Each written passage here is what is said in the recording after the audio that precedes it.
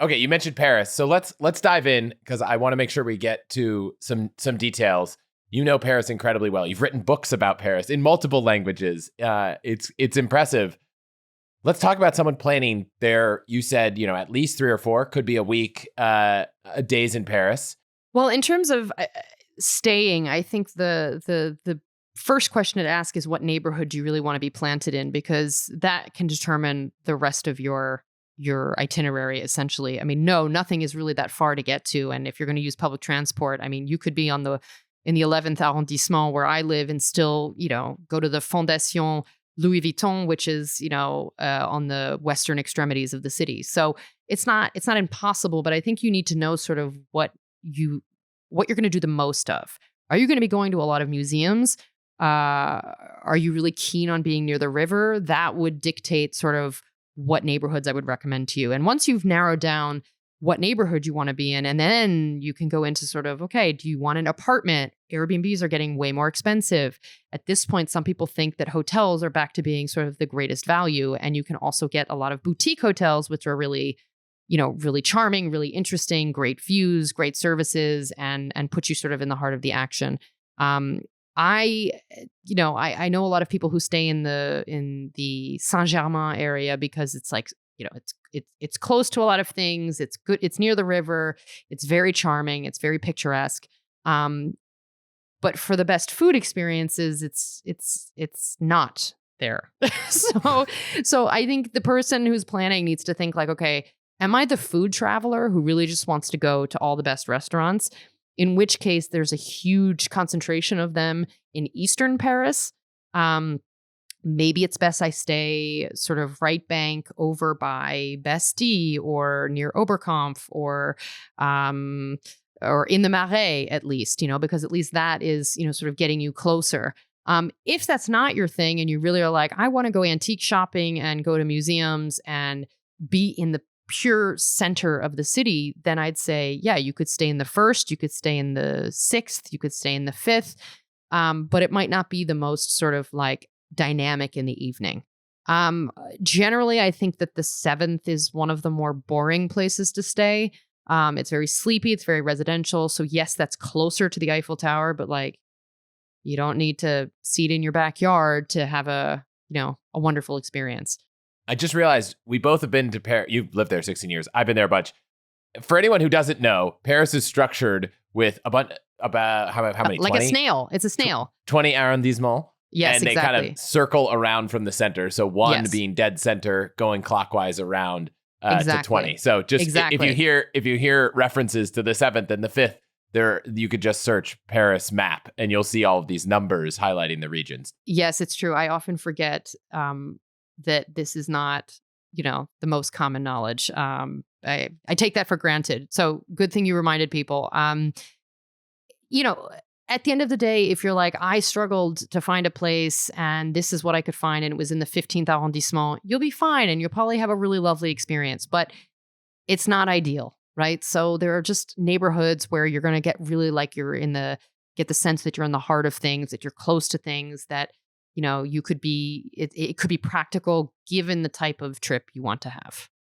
Is there a place that you'd put if you're like, I want to feel like I'm staying somewhere where I'm surrounded by locals, I'm having a local experience, I'm close enough to things, but I'm okay trekking to the sites, I'm okay trekking to the best restaurants, but I just kind of want like a fun, interesting neighborhood with, good cafe, I could go relax, but just feel like I'm not in the mix of it. Is there a place you'd throw out? Yeah, I would say my part of town.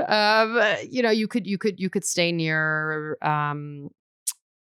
It's funny because we tend to think of things in terms of like their metro neighborhoods. So like Charonne, where there's a lot of good food. For those listening who have been here and who might know Paris, it's not far from the restaurant Septime, which is sort of like now totally beloved. You could stay in Belleville, which is hugely dynamic and super diverse and super interesting. And that gets you close to a park that I really love called the Butte Chaumont. So either in Belleville or further up into the 19th arrondissement would be wonderful. And you could easily get on the metro and get right back into the center of things.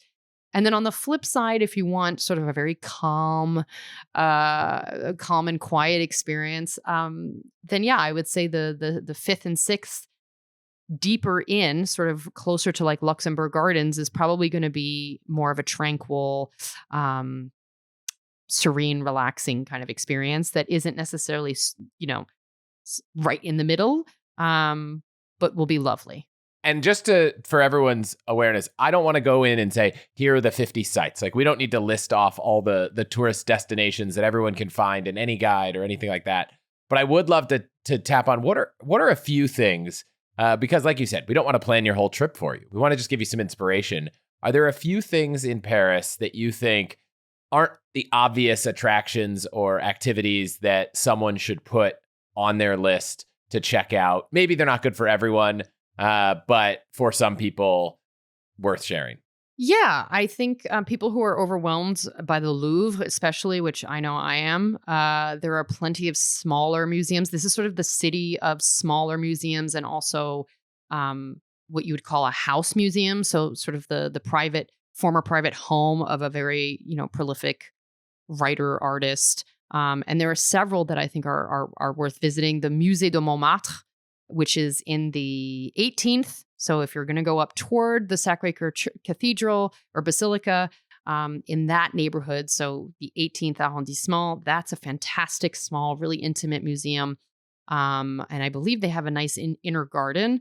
You also have the Gustave Moreau Museum, and similarly, it's so beautiful. It's quite small, really inexpensive entry fee, and is focused on, it was the former home of the artist Gustave Moreau, and so all of it is sort of not recreated, but sort of frozen in time, as though it's how he left it, and his works are displayed. And there's this really iconic spiral staircase that's really beautiful, and that's a much smaller, less overwhelming experience. And then for something bigger but still completely worth visiting is the Carnavalet Museum, which is in the Marais, and it's the City of Paris Museum, essentially. And so you have all of the works, all of the exhibits are related to the history of Paris. And that is just sort of a non-negotiable for me, but it often doesn't make the list for people when they come and they're doing, the Louvre, the Musée d'Orsay, and some of the other big classics. And then finally, I would say if you're really into contemporary art, you could go the gallery route, which is a little bit more intimidating and I think a little bit less sort of easy to navigate. Or you could go to the Pinot collection, which is again one of France's billionaires who has a private institution, but it's in a really spectacular building, quite in the center of city, not far from the river. That's a very unique experience. Yeah, we because we had kids skipped out on all of the art, so I have nothing to add here.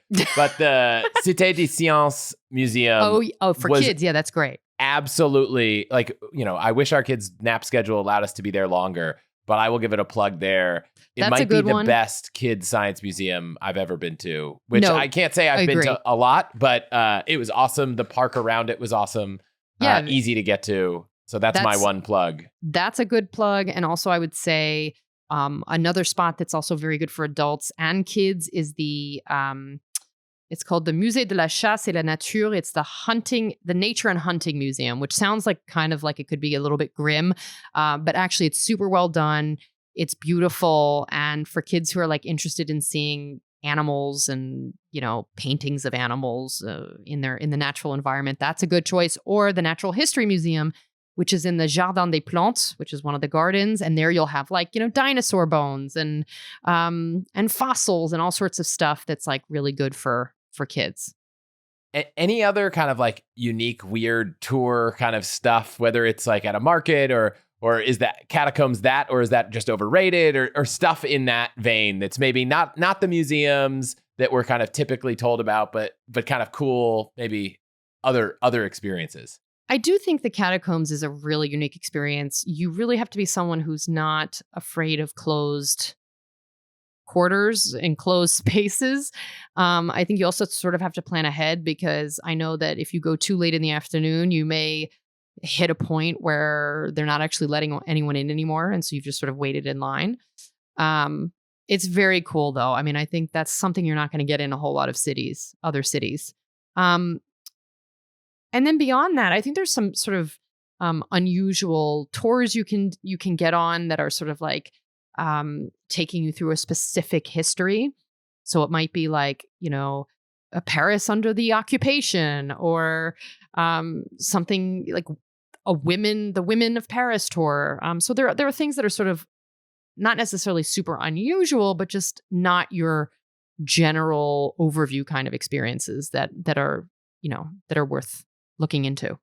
And where do these good experiences exist? Is Airbnb experiences a place to find them? Is there a better local site? Is there a blog that talks about things? I, for one, think the problem is that, people don't spend a lot on those. And so you sort of get what you pay for.